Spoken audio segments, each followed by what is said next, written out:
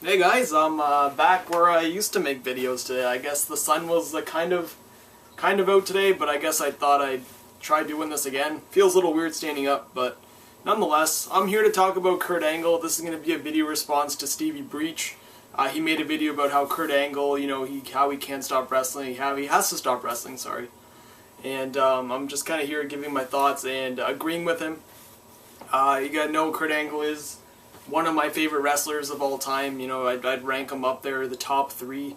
And but he's really come to a point in his career where it's kind of weird watching him wrestle. You see him and he takes all these risks with his neck. It's either jumping off a cage and almost landing on his neck, or getting suplexed and kind of making an extra rotation where he lands just within seconds of breaking his neck, or having a guy throw him into a barricade and his neck kind of twisting in a weird way.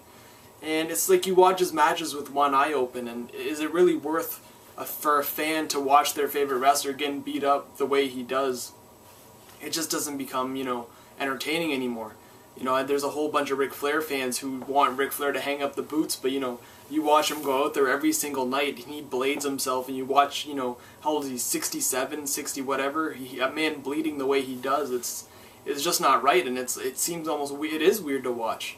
And I think Kurt Angle is really coming to that point where he needs to take that, he's been, I was going to say take that back seat, but he's already taken that back seat, but he has to do more, just kind of give up the ring. There comes a time in everyone's career, and there's wrestlers who know that, and then there's wrestlers who can't get enough of it. Ric Flair being a perfect example. A lot of people say Ric Flair's career ended when Shawn Michaels superkicked him at WrestleMania 24, but who cares? Like, what is he doing to his legacy in TNA? And I think Kurt Angle is only doing the exact same thing by staying in TNA and wrestling. So I'm pretty much saying in this video that he needs to go back to WWE just so he can have that proper send-off. It's a wrestler of Kurt Angle's caliber and a legacy that Kurt Angle holds in professional wrestling. It shouldn't be remembered as a guy who was in the second-rate company.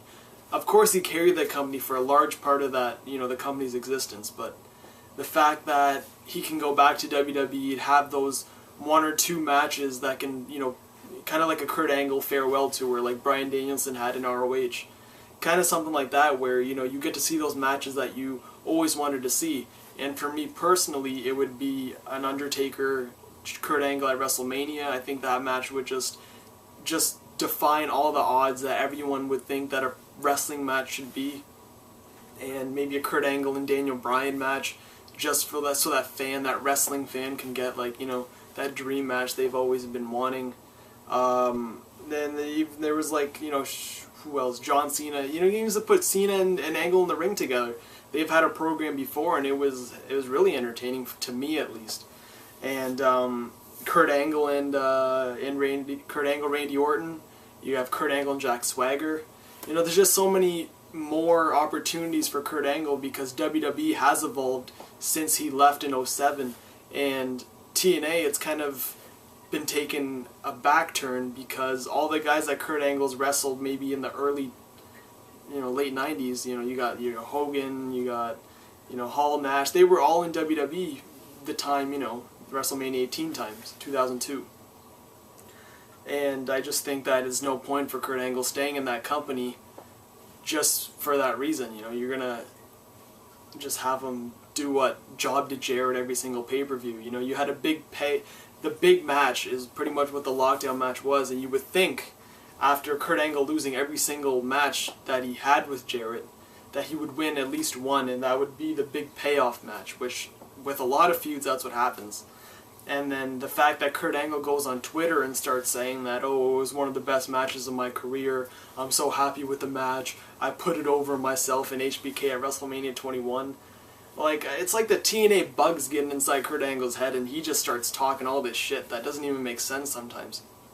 I remember after Mania 27, we were in Atlanta, and freaking yeah 88 was on his phone going through Twitter, and people were retweeting what Angle was saying about Swagger and Orton. I couldn't believe it because I was like, man, this guy's such a professional. He doesn't need to be compared to anybody. You know, he should know by now that, you know, he's Kurt Angle. No one can touch Kurt Angle.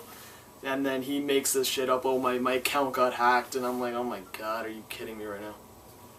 But it's just like little things like that where it's like, you know, you wouldn't see a WWE Kurt Angle really going out of his way to just blow people off on Twitter because they stole his move. And I don't know, it's just weird to see him the way he is. You know, he's just broken down. You know, he lost his wife to Jeff Jarrett, who he pretty much, I don't know, that's the one reason I would not, I don't know why, what he's thinking, staying in a company that's owned by a guy who stole your wife. He, like, when we met him, you know, I haven't told too many people this, but he was drunk, obviously. But he was just going off on Jarrett, how he can't stand him, and how his kids are staying in his house, and how, you know, he doesn't even know what to do anymore. And then, I guess when he's all sobered up, you know, I think he's just afraid to go back to WWE. I think that's what overall the problem is, because you leave a company, you know, you tell Vince, and obviously it's been documented that Vince and Kurt had a very strong relationship. But when Kurt Angle tells Vince, I want to take time off to heal my neck, and Vince gives you that early release, which obviously rarely happens, and that is without the 90-day no-complete clause. And then you show up in Impact, on the Impact Zone, and it's like, are you really? Like, this was my biggest wrestler, and now he's in the second-rate company, and who knows what can happen. And I don't know, I can't speak for you guys, but for me, that was the reason I started watching TNA, was because of Kurt Angle. And when he went to TNA, I was, like, overjoyed, because he had done everything in WWE. And I think going to TNA, it would be an easier work schedule for him, of course. He would have matches with guys like AJ Styles, Samoa Joe, and although I didn't watch TNA, you obviously knew who the Elite were in that company.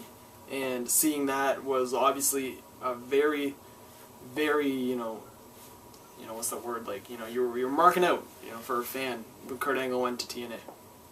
And just seeing the, you know, seeing Angle progress and seeing that company evolve because of Kurt Angle, it was just like you were watching something, you know, growing, and you just couldn't get enough of it. And that was a time where I was watching TNA more than I was watching WWE, which was around WrestleMania 23 time, because I couldn't give two shits about that pay-per-view. And I remember watching Umaga versus Bobby Lashley, and I was like, why am I watching this? You know, K-Fed versus John Cena, when I could be watching Kurt Angle versus Samoa Joe. You know, it just went hand in hand in each other. And but yeah, it was like Kurt Angle was the guy who pretty much made me watch like wrestling. You know, Stone Cold Steve Austin is my favorite wrestler of all time. He was the guy who, you know, you could go behind. You know, that's my guy. You know, it's like Austin was #1 when it came to, you know, the showmanship, the entertainment value, the superhuman kind of guy. But Kurt Angle was the guy who opened my eyes to, like, the wrestler. You know, a guy can go to the Olympics, win a gold medal, come to wrestling, and he can not be the best on the mic, but doesn't even matter when he gets in that ring, and he's German suplexing guys left and right, and he's putting them in ankle locks, angle slams, and he's out wrestling, you know, Triple H, Undertaker, Rock, Austin, Jericho. And those were the best of the best when Angle came in. And Angle's just taking these guys to school, and it's like, wow, you know, this guy's just a wrestler from the Olympics, and here he is owning guys in WWE. And that's pretty much how I became a fan of wrestling. You know, there's sports entertainment and there's wrestling. Kurt Angle was the guy who really opened my eyes to it. And that's why I watch Ring of Honor, because those are all the guys. A lot of those guys can be compared to Kurt Angle in a way, because it's all about wrestling to them. You know, it's entertaining, but a good wrestling match is very entertaining in that hand-in-hand thing.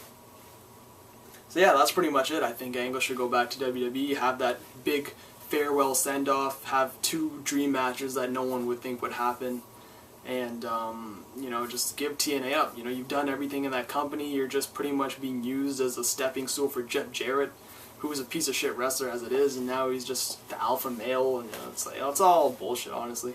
The feud was dumb from the beginning. I don't know why they would bring something so personal into, you know, fans' homes to watch every week, and it was dumb. I didn't watch it. I don't watch Impact. It's just, I'm sure a lot of you don't either. But I think it's best that Kurt Angle goes back to WWE, not have the schedule, but, you know, still puts on those amazing matches that he can, and who knows how many are left. But leave your guys' thoughts, and I'm back where that's still weird, you know. It's like, okay. See you guys next time.